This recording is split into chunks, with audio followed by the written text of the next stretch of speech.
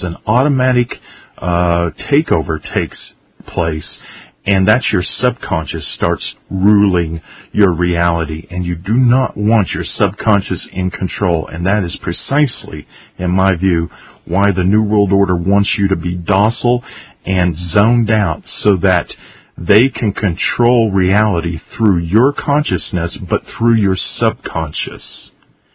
Because they can plant a lot of information, a lot of evil through your subconscious. Sounds pretty spacey, I know, Jeff. What do you think? Doesn't sound spacey to me. The only reason anybody out there would is because we're taught in our schools and television and so forth that all this stuff isn't true, that we can't control reality with our minds, that our minds are not special, that we're just controlled by the environment, and there's not a whole lot we can do about lots of things. And that's totally untrue. And scientific experiments, as we said earlier, prove that it's not true. And I have had extremely profound experiences happen as well. I've fixed my car twice. The first time it happened quickly, we had a minivan years and years ago, and it started not running right, and the check engine light went on, and I told my wife, don't worry about it. And I went and did my meditation gig. This is when I was writing my book, Telementation, years ago. And the car was immediately fixed, and my wife flipped out. She could not believe it. She was so stunned. And I've had all kinds of things like this. My wife's a total believer in it now, too, even though she herself does not know how to do it.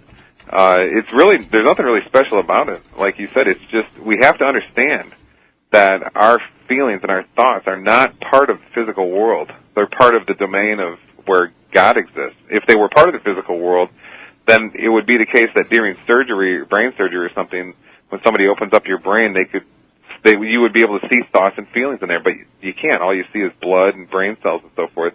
There's nothing to be found there. The only way you can find your spiritual consciousness is by looking inside yourself, introspecting through meditation and so forth, and it's a totally different order of existence. Unbelievably powerful, and all our world religions tell us this, but we don't follow our world religions. We follow the TV and our universities, which tell us all this other stuff. They tell us about logic. And logic is really the enemy because it's not really logic in the pure sense. It's their logic, follow. Right, and that's why the New World Order always focuses on the left side of the brain. And they try to take our children and teach them algebra and geometry and all those sorts of mucked up things in order to get them to be left brain heavy. And I believe that the consciousness and the ability to create your own reality is and your conscience, which is the right and wrong, is on the right side of our brain, and that's a whole nother show.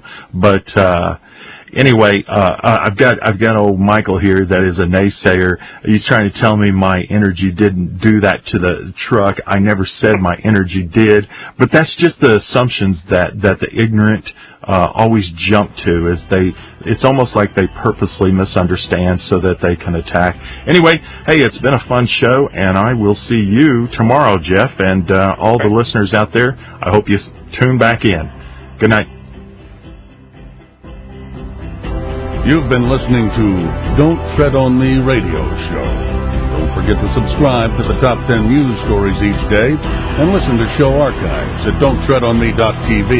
The guys will see you again tomorrow.